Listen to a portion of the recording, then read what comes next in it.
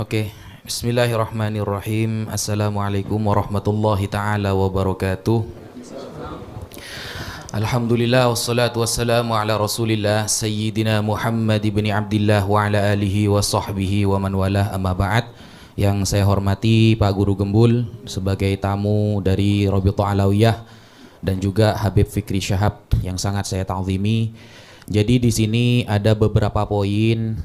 Saya tidak menganggap bahwa apa yang disampaikan oleh Pak Guru itu murni dari pemikiran beliau. Karena yang saya lihat memang pemikiran yang disampaikan oleh Pak Guru Gembul itu muncul di beberapa media sosial, sehingga di sini saya anggap Pak Guru Gembul sebagai wasilah untuk menyampaikan hal tersebut. Dan saat ini bismillah saya akan menjawab sesuai apa yang saya pahami. Yang pertama, di sini Pak Guru menyampaikan polemik ini tidak keluar oleh Kiai Imad. Polemik ini tidak kemudian keluar dari Kiai Imad. Ini bisa saya benarkan. Mengapa? Karena begini. Pada umumnya orang yang berbuat baik 9 kali, berbuat jahat 1 kali, maka yang diingat adalah yang jahat. Jarang orang mengatakan ketika orang ini berbuat baik 5 kali, lalu kemudian berbuat jahat 1 kali, dia menghargai yang 5. Itu jarang sekali. Umumnya seperti itu. Sehingga ketika Pak Guru mengatakan bahwa ini munculnya bukan dari Kiai Imad, bisa juga saya benarkan. Karena memang Indonesia tentunya yang netizennya terkenal ditakuti di seluruh dunia, ya, itu sangat mempengaruhi pemikiran.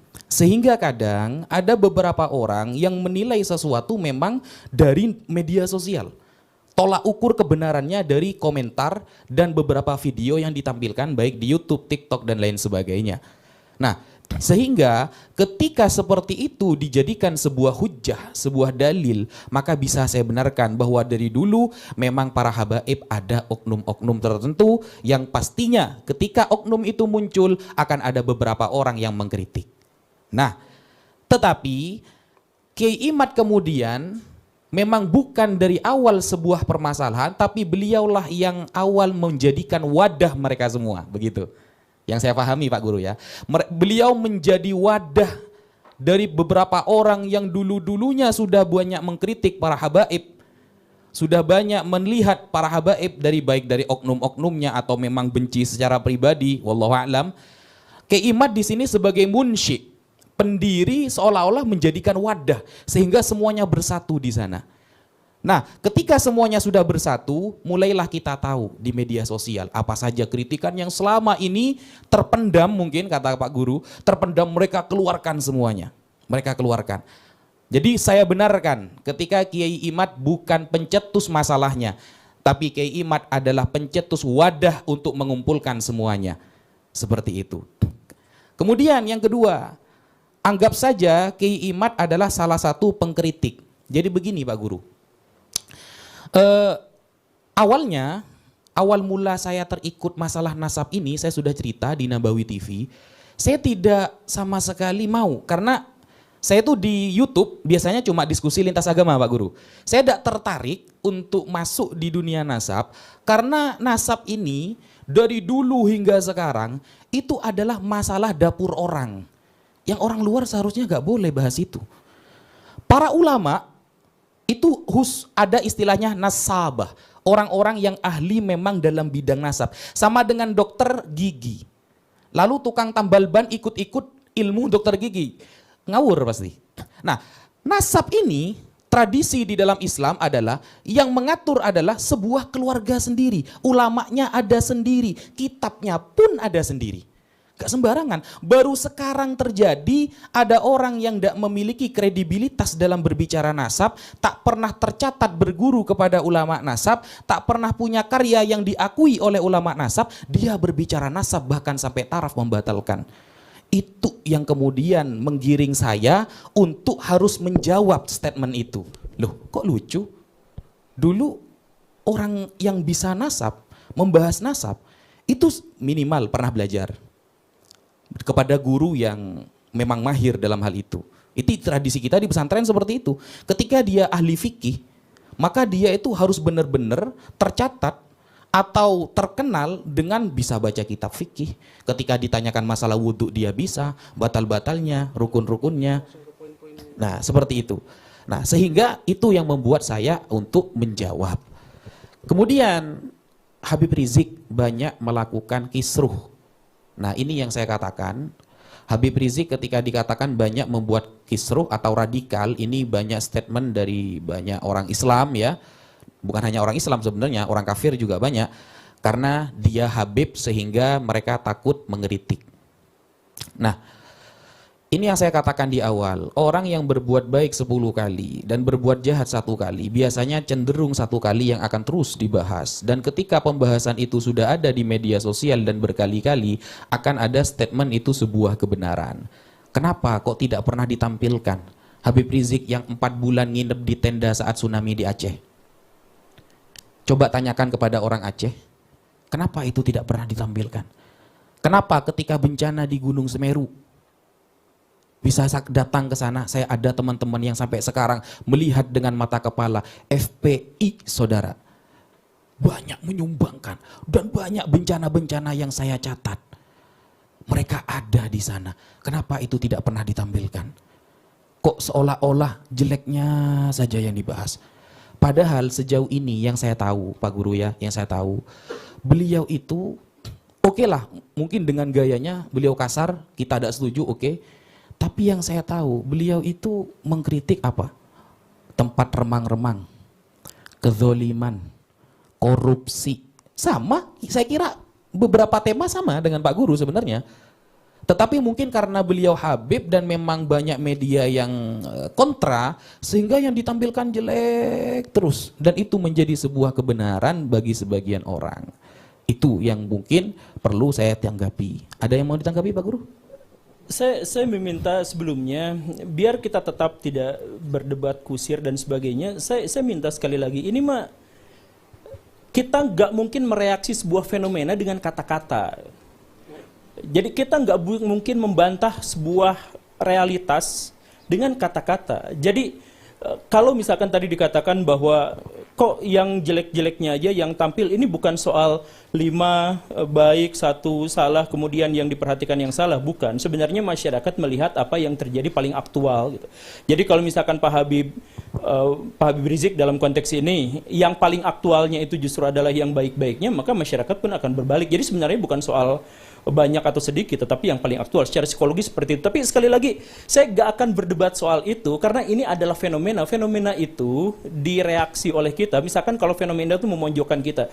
Misalkan ada orang yang mengatakan bahwa Pak Guru Gembul itu bodoh, ilmunya tuh dari Google dan lain sebagainya. Maka saya tidak akan membantah dengan, oh saya gini, enggak. Saya akan tunjukkan bahwa ilmu saya itu sampai taraf ini gitu. Bukan, jadi ditunjukkan dengan kata-kata, bukan ditunjukkan dengan perilaku.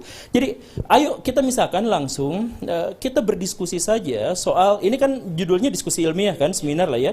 Jadi ayo kita samakan terkait dengan yang dimaksud dengan ilmiah itu apa gitu. Jadi kemudian kita bahas misalkan yang tadi ada klaim-klaim sebentar tadi itu terkait dengan bahwa nasab itu adalah urusan dapur satu generasi atau dinasti tertentu, sehingga yang lain kecuali pihak-pihak yang memang memiliki otoritas tidak boleh berbicara. Ya ayo kita berbicara tentang hal-hal yang semacam itu.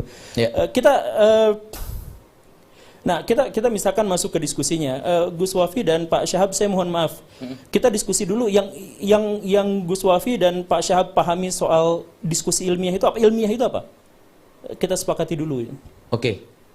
Izin ya.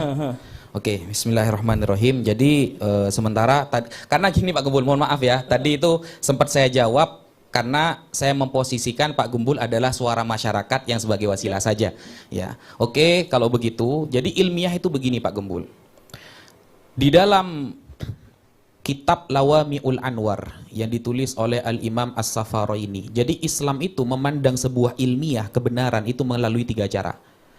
Ya, yang pertama adalah al-hawasus salimah, panca indera yang normal dalam menangkap sebuah riwayat ataupun yang lain. Yang kedua adalah khabarus shadiq, kabar yang pasti benar. Kabar yang pasti benar dibagi menjadi 2. Yang pertama khabarul mutawatir, kabar yang ramai diketahui orang-orang yang kredibilitasnya bagus. Yang kedua adalah khabarun nabi al-muayyad bil mu'jizat, kabar dari nabi yang dikuatkan dengan mukjizat. Yang terakhir adalah al-aqlu, akal. Itu ilmiah bagi saya. bagaimana jadi oke, yang dimaksud dengan ilmiah adalah seperti itu. Jadi sebenarnya kalau ngambilnya dari kitab, saya mohon maaf, itu masuk dalam historiografi tradisional. Bukan ilmiah sebenarnya, bukan metodologis. Jadi maksudnya gini, yang dimaksud dengan ilmiah itu artinya dia memenuhi syarat metodologis dan sistematika keilmuan. Apa itu sistematika dan metodologi keilmuan? Jadi maksudnya gini, ketika Gus Wafi tadi menyebut satu referensi yang dianggap otoritatif dan itu berasal dari kitab begini dan begitu, itu adalah kitab teologis. Kitab teologis itu didasarkan pada apa? Keimanan. Dan keimanan itu tentu saja tidak bisa disesuaikan secara epistemologis dengan studi akademis apalagi ilmiah. Jadi saya akan tarik ke lebih dasar dulu ya terkait dengan ilmiah itu. Mungkin Pak Gembul bisa menjelaskan Ya, ilmiah versi Pak Gembul. Iya, Monggo. ini ilmiah versi siap. saya. Jadi bukan ilmiah versi saya, ini adalah ilmiah konsensus. Jadi yang dimaksud dengan ilmiah itu artinya sesuai dengan metodologi ilmiah dan disajikan dengan sistematika ilmiah. Apa yang dimaksud dengan metodologi dan sistematika ilmiah? Nah, yang sesuai dengan keilmuan. Ilmu itu apa? Ilmu itu adalah sistem pengetahuan. Jadi saya jelaskan begini ya. Tadi kitab tadi itu masukkannya ke dalam kategori teologis. Kenapa teologis? Karena didasarkannya kepada kepercayaan. Sedangkan ilmiah itu didasarkan pada keilmuan dan pengetahuan. Kepercayaan dengan pengetahuan itu adalah dua hal yang berbeda. Misalkan di sini ada nggak yang tahu ilmu tentang Allah? Nggak ada. Yang percaya tentang Allah itu ada banyak di sini. Semua kaum muslimin itu percaya tentang Allah, tetapi tidak memiliki kadar pengetahuan atau ilmu pengetahuan tentang Allah. Bahkan diharamkan untuk mengetahui Allah karena tidak ada metodologinya. Jadi apa bedanya percaya dengan tahu? Coba misalkan di sini ada nggak yang tahu nggak yang dimaksud dengan tahu itu apa? Yang dimaksud, oh saya tahu bahwa Kiai Imad bikin tesis gitu. Nah yang dimaksud dengan tahu itu apa? Oke, saya jelasin. Yang dimaksud dengan tahu itu adalah penerimaan benak kita terhadap sebuah informasi yang terkonfirmasi secara indrawi.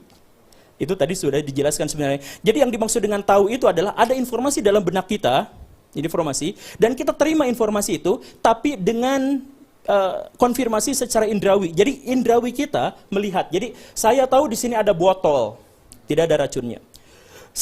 Saya tahu bahwa di sini ada botol. Dari mana saya tahu? Apa yang dimaksud dengan tahu? Ada informasi dalam benak saya tentang botol saya dan saya bisa membuktikannya secara indrawi dengan tangan, dengan mata, dengan telinga, dengan lidah dan sebagainya. Itu artinya saya tahu ini. Dan itu berbeda dengan percaya. Misalkan saya jelasin. Gus Wafi, kemarin ada salam dari Pangeran Diponegoro. Kemudian Gus Wafi bilang, oke, titip salam balik. Itu artinya beliau percaya pada saya walaupun tanpa pembuktian indrawi. Oke ya, jadi itu yang dimaksud dengan percaya. Jadi saya percaya kepada Nabi Muhammad SAW bukan gara-gara saya bisa mengindra beliau, tetapi karena saya percaya. Bahkan tanpa indrawi. Jadi ada informasi dalam benak saya terima. Makanya Islam itu pasrah kan. Artinya dengan atau tanpa pembuktian saya pasrah percaya pada sesuatu ini. Gitu. Itulah yang namanya iman. Nah, karena kepercayaan itu tidak didasarkan pada indrawi, ujungnya adalah agama. Sedangkan pengetahuan itu ujungnya adalah ilmiah. Pengetahuan itu setelah kita tahu, kemudian berkolaborasi dengan pengetahuan-pengetahuan yang lain menjadi sebuah sistem, maka itu disebut sebagai ilmu.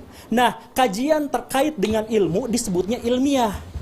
Gitu. Jadi ketika misalkan kita berbicara tentang nasab, ayo kita bahas, kan kesepakatannya ya, kita bahas secara ilmiah dengan metodologi ilmu. Nah, metodologi nasab yang tadi dibahas itu, saya mohon maaf dengan segala kerendahan hati saya katakan itu tidak sesuai dengan kaidah ilmiah, tidak sesuai dengan kaidah akademik. Makanya ketika saya menyatakan saya terpisah dengan Kiai Imad, saya menghormati beliau secara pribadi sama seperti saya menghormati Gus Wafi, tapi itu tidak sesuai dengan metodologi ilmiah. Salah satu contohnya, Gus Wafi pernah dalam perdebatan pertama itu dengan Pak Kori yang akhirnya dipermalukan pada yang waktu di Banten, itu. Iya, yang di Banten itu. Gus Wafi bersama Pak Rumail, bersama Pak Hanif Alatos itu mengatakan, kitab nasab mana yang mensyaratkan ada bukti sezaman, begitu kan? Betul. Itu artinya ilmu nasab tidak sesuai dengan kaidah ilmiah. Karena kaidah ilmiah berarti harus terbukti secara indrawi. Jadi maksudnya hal itu. Jadi saya misalkan ya, nanti kita diskusikan sama-sama. Oke. Gus Rumail dan Gus Wafi mengatakan bahwa atau misalkan Kiai Imad mengatakan bahwa nasab itu terputus selama 500 tahun. Terus Gus Rumail kemarin mengatakan, oh enggak, ada temuan yang kami temukan lebih baru lagi. Terputusnya hanya 150 tahun dan bahkan bisa segini, misalkan begitu ya. Terputus 150 tahun artinya adalah saya seperti tadi. Saya ngomong sama Gus Wafi, Gus ada salam dari Pangeran Diponegoro. Karena Pangeran Diponegoro dengan saya itu rentang waktunya 150 tahun. Beliau wafat tahun 1855, saya lahir tahun 1985. Jadi ada rentang waktu sekitar 10 tahun di mana beliau hidup dan saya ada juga, rentangnya 150 tahun. Secara akademik, secara ilmiah, bolehkah Gus Wafi menerima perkataan ada salam dari Pangeran Diponegoro? Secara ilmiah tidak mungkin. Tidak diterima. Karena apa? Karena tidak mungkin secara indrawi ada orang yang bisa mengkonfirmasi itu. Kan begitu rumusannya. Nah, jadi kitab nasab, saya mohon maaf, metodologi nasab, saya mohon maaf ya, ada beberapa masalah itu termasuk historiografi. Karena apa? Di antaranya adalah kritik terhadap sumbernya tidak didasarkan pada teks. Kritik sumbernya tidak bisa diuji secara empiris. Begitu. Oke, boleh saya jawab? Iya, iya. Begini, oh berarti dari awal kita sudah berbeda metode ilmiah berarti ya. Kalau Pak Gembul lebih mengarah kepada indrawi, sedangkan kitab yang saya sampaikan salah satunya adalah dengan indrawi. Kenapa bukti kitab sezaman itu tidak diterima oleh para ulama? Maksudnya itu tidak pernah ulama itu menyampaikan mana bukti kitab sezaman. Justru ini yang lebih ilmiah, saya buktikan Pak Gembul. Islam itu Pak Gembul, ketika ada orang bicara kepada saya, Ustadz Wafi, saya tadi melihat ada orang tabrakan di sana. Ya, otomatis saya secara indrawi tidak melihat. Maka hanya agama Islam. Pak Gembul bisa survei di agama yang lain. Karena mungkin Pak Gembul sudah mempelajari beberapa agama. Nah, survei, hanya Islam yang paling ilmiah. Tidak ada agama yang memposisikan akal paling profesional daripada Islam. Ketika ada orang mengabarkan kepada saya bahwa di sana ada orang yang tabrakan, sedangkan saya tidak bisa melihat itu adalah benar atau tidak, istilahnya dalam usul fikih yahtamilu sidqa wal kadzib, bisa jadi dia benar, bisa jadi dia bohong. Maka yang pertama kali dipandang adalah orangnya. Nah, bagaimana hadis Pak Gembul? Kalau sampai hadis sama ilmu nasab ini jauh lebih tinggi ilmu hadis Pak Gembul. Ya, bukan. Belum selesai. Santai Pak Gembul, santai. Ini akan saya buktikan bahwa pertanyaan kitab sezaman itu sama sekali tidak ilmiah. Nah, kenapa? Karena begini, kredibilitas yang dilihat itu adalah orangnya, bukan teksnya. Bukan teksnya Pak Gembul. Makanya ketika saya berdiskusi dengan orang Kristen, Kristen bangga mereka memiliki ribuan teks kitab suci, tapi tidak ketemu siapa penulisnya. Tapi Al-Quran Pak Gembul, kita bisa buktikan, baik mungkin Pak Gembul nanti akan meminta sanad, atau akan meminta manuskrip dan kredibilitasnya, kita bisa membuktikan bahwa ayat Allah ketika mengatakan inna nahnu nazzalna dzikra wa inna lahu lahafizun, kami yang menurunkannya dan kami yang menjaga, itu bisa dibuktikan. Kenapa? Karena dari 5 syarat hadis saja semuanya membahas orangnya Pak Gembul. Yang pertama, ittisalus sanad. Orangnya itu jangan sampai ada yang fiksi, apalagi fiktif. Harus benar-benar, kamu dapat dari mana kabar itu? Bahwa tadi ada orang yang tabrakan. Dari teman saya, benar nggak ada?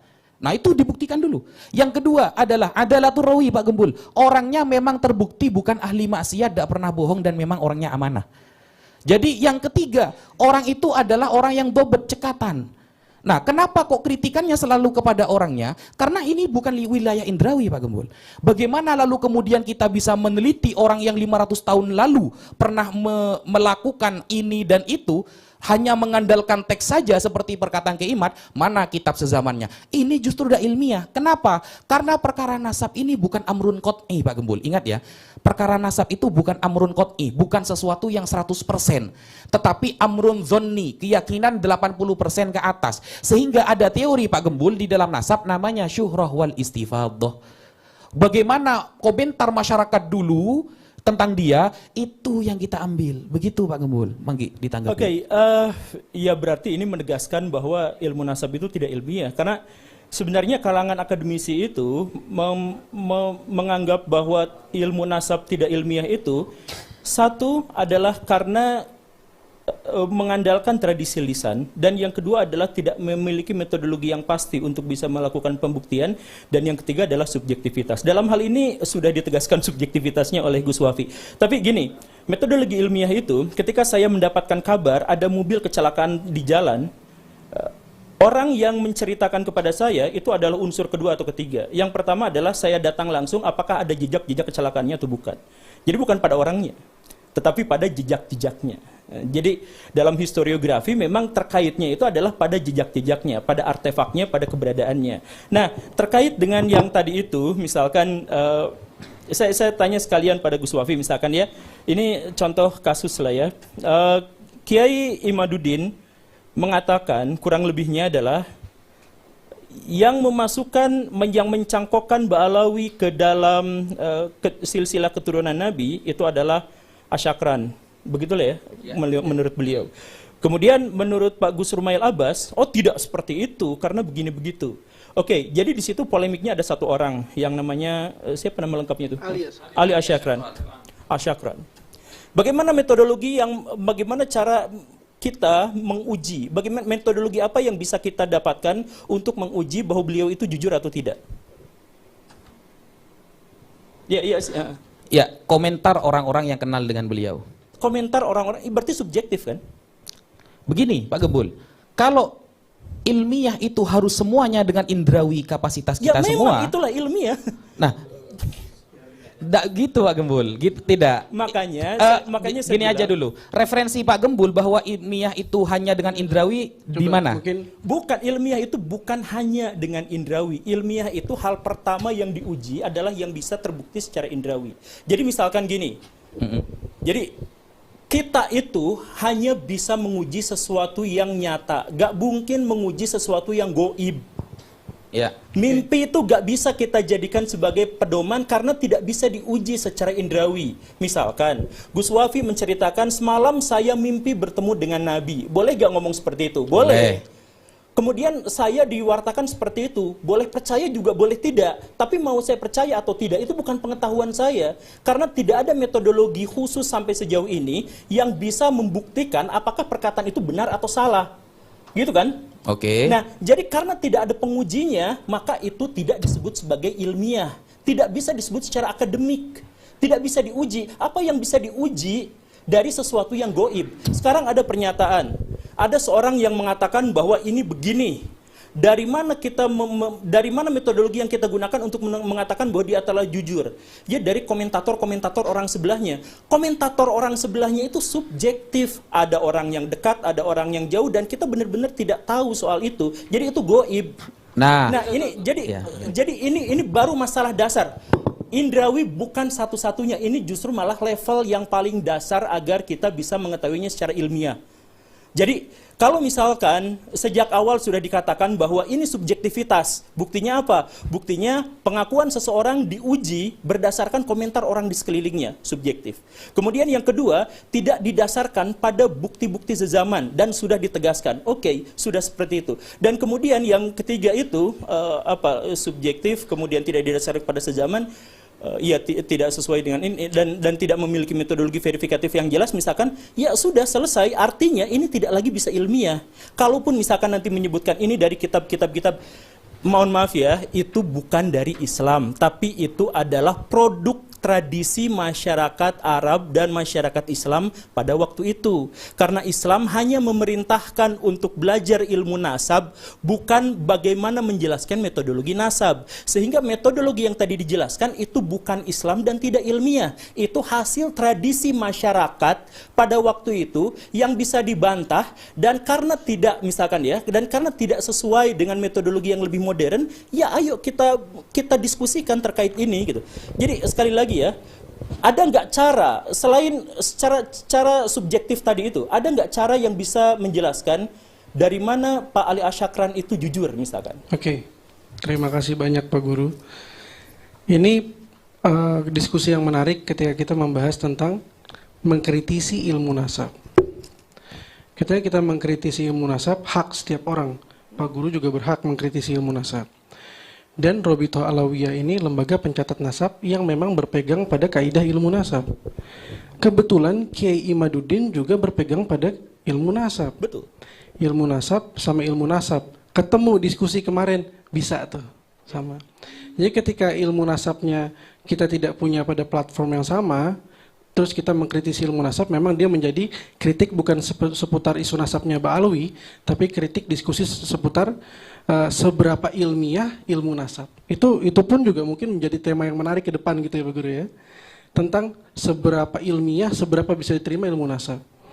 Ilmu nasab ini seperti yang disampaikan oleh Gus Wafi, yang dipandang oleh Pak Guru sebagai ilmu yang mungkin tidak ilmiah adalah metode yang digunakan secara generasi bergenerasi. Jadi kalau misalnya kita mau tanya Pak Guru baik apa enggak orangnya, tanya sama saya yang pernah ketemu, kita sezaman kita bisa ngomong. Ketika kita mau tahu tentang si sumber Ali Asakran misalnya, baik atau enggak, kita nggak bisa tanya sama orang yang hidup di zaman itu, mau nggak mau baca tulisan. Mau nggak mau baca siapa yang pernah mengutip tentang beliau, itu mau nggak mau. Karena sumbernya itu. Apakah bisa memastikan? Ya nggak bisa. Bahkan saya ditanya tentang Pak Guru, baik nggak Pak Guru orangnya? Saya jawab baik. Saya pun juga bukan berarti menjadi orang yang bisa memastikan bahwa Pak Guru baik. Nggak begitu. Poin lain adalah, kalau misalnya kita berstatement dalam setiap ilmu manapun, bahkan DNA, misalnya seperti Pak Guru berstatement, jadi di dunia Arab itu mengisbat nasab tuh harus tes DNA gitu. Nah itu juga harus kita telaah gitu. Apakah betul di dunia Arab itu di luar kalau dia tes DNA baru diisbat? Kami survei nggak ketemu satupun nakobah yang mengisbat lewat tes DNA. Satupun orang yang hasil tes DNA akhirnya dia ketemu nih tiba-tiba jadi keturunan Rasulullah, nggak ada sampai sekarang. Diisbat sama nakobah manapun nggak ada. Artinya setiap statement itu normal, bisa salah, bisa benar. Perspektif kita bisa salah, bisa benar, iya. Dari perspektif ilmu-ilmu DNA misalnya. Terus poin lain misalnya, kalau misalnya kita lihat bagaimana kita bisa men-track orang yang jauh di belakang Ali Asakran, Ubaidillah. Bagaimana kita bisa men-track ilmu apa yang bisa digunakan? Ada filologi, ada arkeologi yang bisa juga berperan di sana. Nah, ada filolog misalnya menyampaikan berdasarkan ilmu filologi, Ubaidillah bin Ahmad ini tokoh fiktif. Berdasarkan filologi, Ubaidillah ini tokoh fiktif. Itu sebuah kesimpulan hasil dari penelitian. Kita minta penelitiannya, apakah pernah meneliti manuskripnya, pernah datang ke Hadramaut kah, cek semua peninggalannya. Kami berdiskusi dengan, nanti setelah ini ada sesi penonton, masih ada sesi tentang filologi yang kita menghadirkan Prof. Titi Puja.